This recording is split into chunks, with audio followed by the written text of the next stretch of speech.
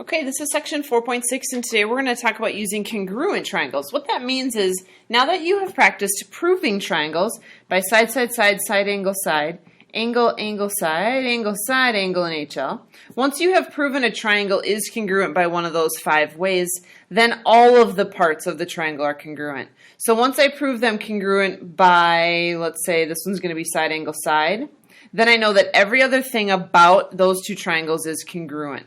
So these proofs are always going to say, prove me one extra piece. Prove me an angle is equal. Prove me a side is congruent. So they're not going to end in triangles congruent. And the only thing that's going to be different is it's going to have one more line to it, and it's pretty easy to do.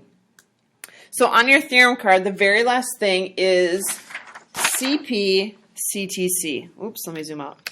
So the very last one you have is this one, and it's called congruent parts of congruent triangles are congruent.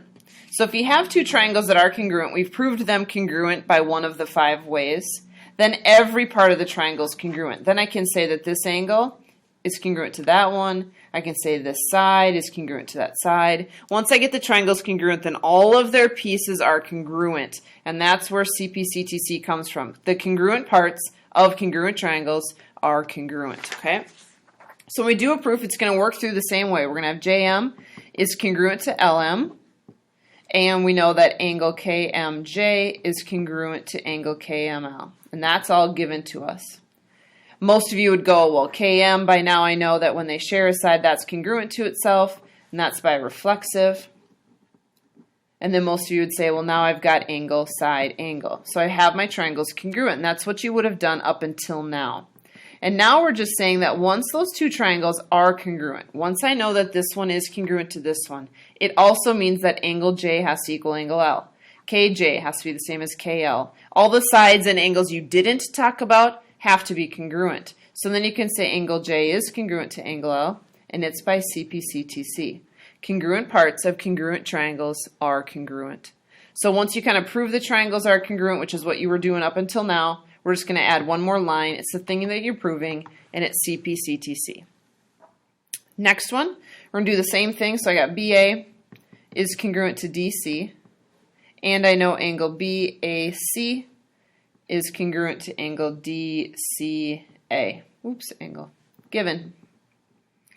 Most of you would see AC is shared, so AC equals AC, reflexive. And now my triangles are congruent again. Oh, same thing. I gotta switch that up. Side, angle, side, again. So I know that triangle BAC is congruent to triangle DCA. And now that those triangles are congruent, it means BC has to be congruent to DA. So BC, DA by CP-CTC. So your whole point is still, just do the proof like you would have, get your 3 parts for your triangles, get your triangles congruent, and then say that last thing that they wanted you to prove. One more. So I've got SR is congruent to RP, and I have angle SRT is congruent to angle RPQ, given. I have parallel lines this time, so remember, as soon as you see that parallel, you're going to be doing corresponding, alternate interior, alternate exterior, or co-interior. So you're looking for those, and then I'm going to draw the transversal, and it kind of looks like I could talk about this angle and this one. So anytime I have parallel lines and I'm talking about that guy and that guy, we're talking about corresponding angles. So parallel, then corresponding angles congruent. So I need to talk about TSR, congruent to angle QRP. Now my triangles are congruent because of angle, side, angle.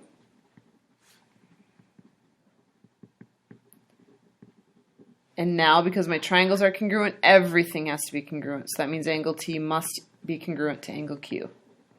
So nothing real new today. Well, it is new, but you're doing the same process for proofs. You still need to get your 3 things in order to prove your triangles are congruent. Once those guys are congruent, then you can say one extra piece is congruent. Whatever they wanted you to prove, you just add that in, and then a little CP, CTC.